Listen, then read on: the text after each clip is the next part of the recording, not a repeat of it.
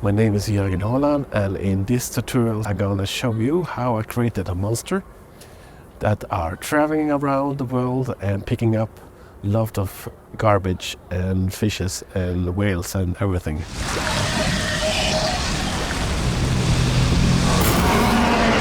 This tutorial is about the character design of the plastic monster.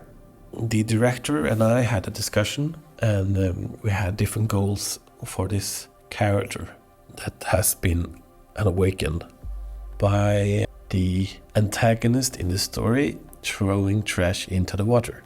We had some goals, though it had to be over the sea, being part of the sea somehow. We sat down online and I had a chat, started to bounce balls back and forth so we could understand what kind of monster did we want to make. But since this was a creature that was awakened deep down in the sea, we started to look into deep sea fishes. It could be a really funny deep sea fish. So the name of the fish is telescope fish. It has like a wide smile in this image and has some really big eyes and have some strange hairy bits. Before I get started on stuff like this, I like to create silhouette sketches. These are really quick ones that are really simple to communicate with the director. He really wanted exactly that type of telescope fish, but I thought that okay, we could develop this further. So then I ended up creating these silhouettes. If you can create a silhouette of the monster, you know that you can put whatever inside it and it's still readable. We ended up with a combination of 11 and 3. Then I created this sketch that has a more the vibe with a snake-like monster. For the trash inspiration, we had some reference images. It was really important that it was lots of different trash and fishing nets.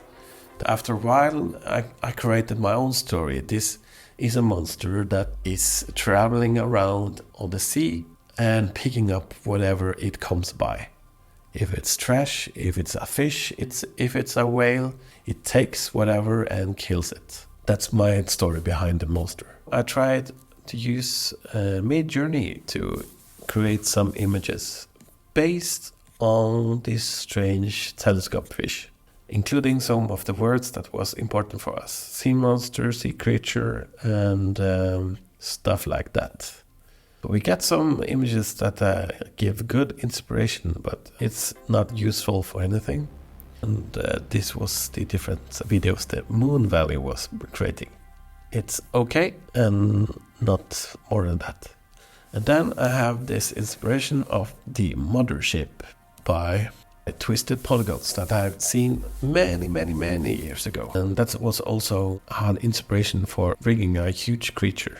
At the same time as we did the project, in the fjord of Trondheim they found an airplane from the Second World War. It was a perfect reference on how much details there should be on an underwater surface. If you add lots of small and large bits, it feels old and forgotten. The only thing from the reference I couldn't use was the flashlight look, since we didn't have a submarine that used a flashlight on the monster. One last thing. Elements underwater should be diffuse since it's surrounded by the seawater. Every reflection should be turned off. There's a difference between the underwater materials and the overwater materials. First, I tried to use the drawing to get across the shape. So I tried to start there. But when I was planning this, I knew that we needed to be dynamic in some way. And I didn't want to use joints. Joints is an old system, character system in Cinema 4D. And it's not always behaving like you want. Especially when you're using joint dynamics. It's not updating like you expect to. To have this as flexible as possible, I created a really simple rig. It's a sphere with a body attached to it that is a spline. And I used the new dynamic system in Cinema 4D to have this cool interactive and quick rendering body. As an inspiration and a base for the head, I used a wolffish that looked really menacing. This is the first attempt to use the wolffish as a head reference, but that didn't work that well. I had to go back and do another try. This is how the wolffish were with symmetry. That worked much better. The wolffish has eyes on the side, but we wanted a hunting creature. So that's why the eyes are in front. And here I had simplified the mesh a lot. It has a few segments. And here's the head with all the different garnish.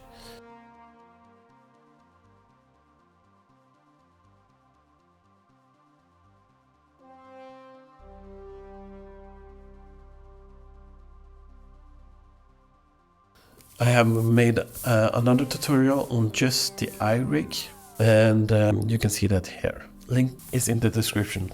Thank you for finding my tutorial. Have a nice day.